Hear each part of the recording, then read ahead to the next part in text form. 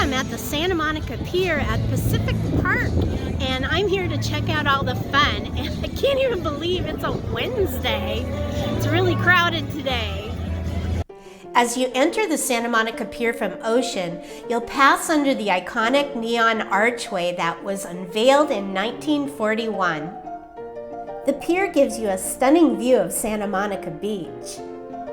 The first building you'll see as you walk onto the pier is the old Louvre Hippodrome that was built in 1916, the same year as the Pleasure Pier. It houses a vintage carousel that is still in operation today. There are plenty of cool places to get a bite to eat along the pier, especially if you love seafood. The Santa Monica Pier was first built as a wharf for shipping and receiving goods. It was also used to move sewage out to sea, which is kind of yucky if you really think about it. The pier was almost demolished in 1973 to become a resort hotel and man-made island, but residents fiercely objected and it was saved. It suffered extensive damage during two violent storms in 1983, but was rebuilt and refurbished by 1990. If you're into arcade games, you can go crazy inside of Playland Arcade. It dates back to 1950 and is the longest family-run business on the pier with every kind of game you can imagine. Play old favorites like Pac-Man, Super Mario Brothers, or Skee-Ball, which the arcade is famous for, among others. Of course, there are plenty of places to get delicious snacks, sweets, fast food, and souvenirs. Did you know the pier is the last stop on Route 66? The pier is double jointed. The long pier opened in 1909 but has gone through multiple renovations due to storm damage and safety measures. The section that houses Pacific Park was built in 1916. It's the first amusement park on the pier since 1930.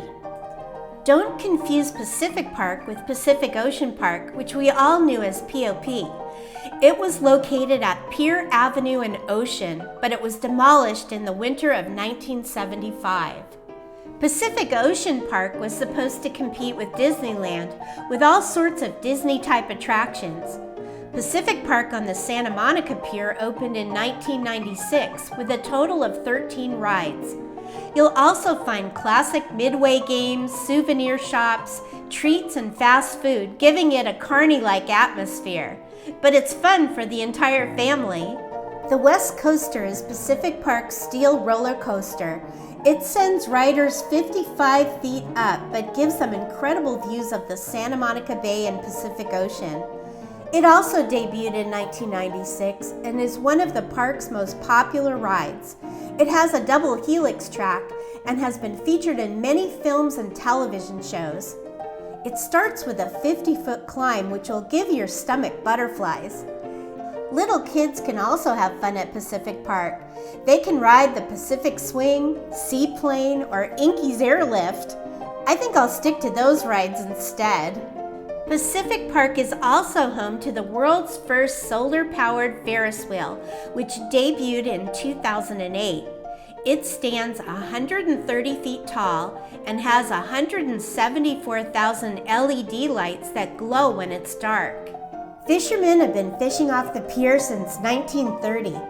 Heel the Bay Aquarium is also located on the pier. You can pay admission, but it's an educational experience where you can see live seahorses, moray eels, jellyfish, and other sea life.